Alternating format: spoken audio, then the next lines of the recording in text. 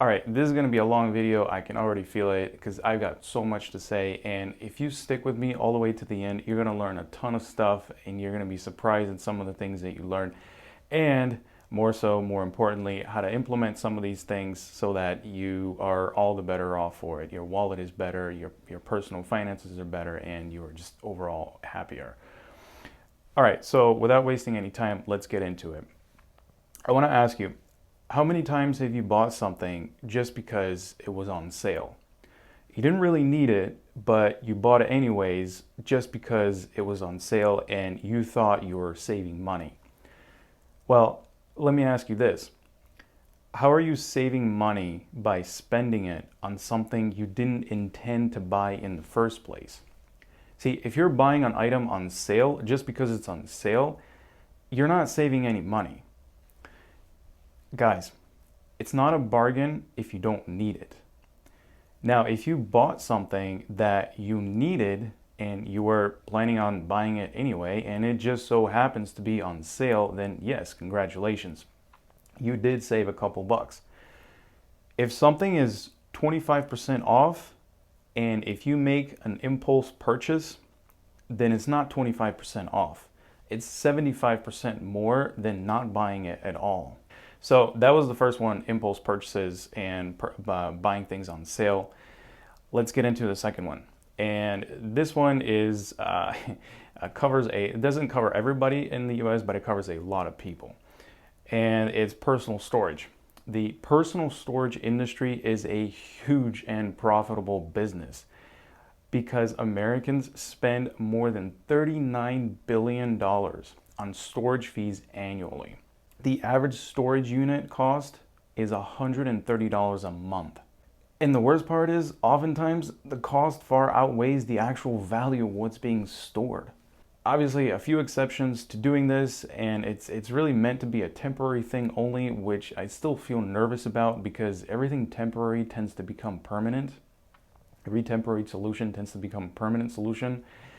But if you're renovating your home and you really need to clear out all that stuff for a couple of months, then okay, that's fine. You know, I've done this too. But to be doing this on a long-term basis, you're just wasting your money. All right, number 3, let's get into it. Lifestyle inflation. So have you ever heard the saying, the more you earn, the more you spend? So this is a psychological phenomenon that many people, including myself, at one point in my life have fallen victim to. So the next time you get a bonus in your day job, an inheritance, a raise, make sure that that money is used to grow your wealth, not your consumer debt. So think of every dollar that you get as an employee. Think of every dollar as an employee, your own personal employee. And that employee works for you in recruiting more employees. And the more employees that you have, the more and faster you get other employees. But if you continuously reduce your workforce, guess what happens? Are you starting to get the analogy? All right, the next one. Price is what you pay, value is what you get. It seems counterintuitive to buy something that is more expensive but better quality than something less expensive but lower quality. The problem with less expensive things is that they tend to be more costly in the long run. So, for example, fast fashion. Spending a little bit more on a clothing item that will last you for years can be more expensive up front, but less expensive the more you keep it and as time goes on. That's because keeping up with fast fashion is less costly in the initial purchase, but more expensive in the long run because the item is poor quality, it breaks down faster, and it looks worn only after a few washes. Now, moving on to the next one. This is one that not everybody is affected by, but a lot of people are. And that is gym memberships.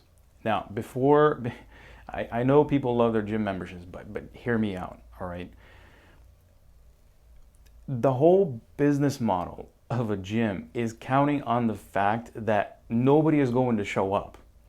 In fact, 67% of people underutilize their gym membership, and that comes out to approximately $39 per month or $468 annually.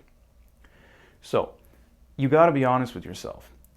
If you fall within that 67, 66%, you got to ask yourself, are you serious about hitting the gym or not? Are you serious about this thing or not? Because if the answer is no, you're wasting your money. If you're in there less than once a week, are you really getting more out of it than what you're paying at that point?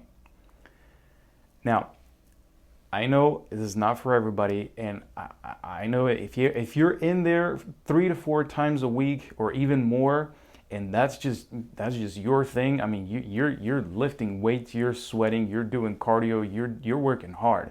Then by all means, keep going, keep doing it, keep that membership and keep going. That's an investment in your health. But for those that can't even make it in once a week, remember 66%, you can get that same amount of exercise or even more by doing just daily life activities. Yard work, walking the dog, walking the kid, or just simple home exercises. Open up YouTube, look at some exercises. There's a gazillion of them. Be honest with yourself. If you're not utilizing the gym to the fullest, if you're not in there every day doing hardcore exercise, bodybuilding, chiseling abs, you know the deal. If you just are looking for some kind of body movement, then you can get that by doing daily life chores, like I said. It will save you from an expensive gym membership, wasting time driving and waiting on exercise equipment. Your home is going to look a lot better, it's going to smell a lot better, it's going to be cleaner, and you're going to have saved up money by not outsourcing yard work and home cleaning and all these other services. All right, enough about gyms. So the next one affects a lot of people as well. Late fees. Being charged a late fee is just donating money to your bank or credit card company. Let's just say it. You're going to have to pay the bill anyway, so why not just take care of it right away? If you're living paycheck to paycheck and you're paying late fees because you simply run out of money, that's a whole nother topic for a whole other video, which I will do. But if you're the person that has oftentimes just forgotten to pay or just hasn't kept track of your money, there's just no excuse. The best remedy for this is to set up your payments on autopay and never worry about late fees again. All right, moving on. Subscriptions. Oh man, this drives me crazy. We live in a subscription world nowadays. Everything is a subscription these days, and it makes it almost impossible to keep track of all of them. But here's my simple method. As soon as I subscribe to some service, I immediately pull out my notes app on my phone and I write it down. This way, I always have on hand exactly when, how much, and what I'm paying and what I'm subscribed to. It makes it so much easier later on to cancel when I don't need the service anymore. Or better yet, just think twice before subscribing in the first place. Another great way to keep tabs on all of your subscriptions is by using an app called RocketMoney. I personally use this and it's been great. So once you download the app and link all of your credit cards, it will automatically pick up any subscriptions you may have. I will put a link to it in the description below if interested. All right, the next one is new phones. Upgrading your phone like every year. So we all fall victim to this, including me. I've bought so many phones in the past, and now I just feel like I've been wasting so much money because the depreciation on a new phone is ridiculous. This is why I just don't buy new phones anymore. So one way to save money on a smartphone is by buying slightly used previous year models in places such as BackMarket.com. Or you can keep existing phones because most often the differences between the latest model and your current model are very minimal and not worth the cost. There's also the environmental impact of constantly throwing electronics away, and like I already mentioned, the depreciation just eats away at your new phone's value as soon as you take it out of the box anyway. And lastly, your current phone, assuming it still works, likely meets all of your calls, all of your needs for your calls, texts, apps, browsing, whatever else you do on the phone these days. The most common problem with older phones is the battery, which is replaceable. So instead of buying a new phone, replace the battery on your current phone. It's a much more cost-effective solution, and it typically costs $50 to $100, which is just a fraction of the price of a new phone. Expensive furniture. Just trying to get furniture is getting good quality, decent furniture these days is unfortunately almost impossible. But I have found very few exceptions to this rule. So if you want quality and affordable furniture, you're most often left with the choice to scour garage sales or Facebook Marketplace. But if you do some digging online, you can find a few retailers that fit this category. And no, I'll not tell you it's IKEA because that's what everybody's going to tell you. No, I think it's something better. Because if you want something a step up from that, you can check out, for example, places or stores such as Sabai and NathanJames.com. The interesting thing about Sabai is that although its couches cost more than your typical IKEA would, I think the quality is much better and ultimately will last you for a much longer period of time. Whereas stores like IKEA focus more on the fast disposable furniture, kind of like fast fashion. Stores like Sabai have a concept of repair, not replace. They sell parts for their couches, such as cushions, legs, and all kinds of other things. So in case your toddler draws all over the cushions and your dog chews up the legs, you can just buy replacement parts for those and not replace your entire couch. It's a much more cost-effective solution.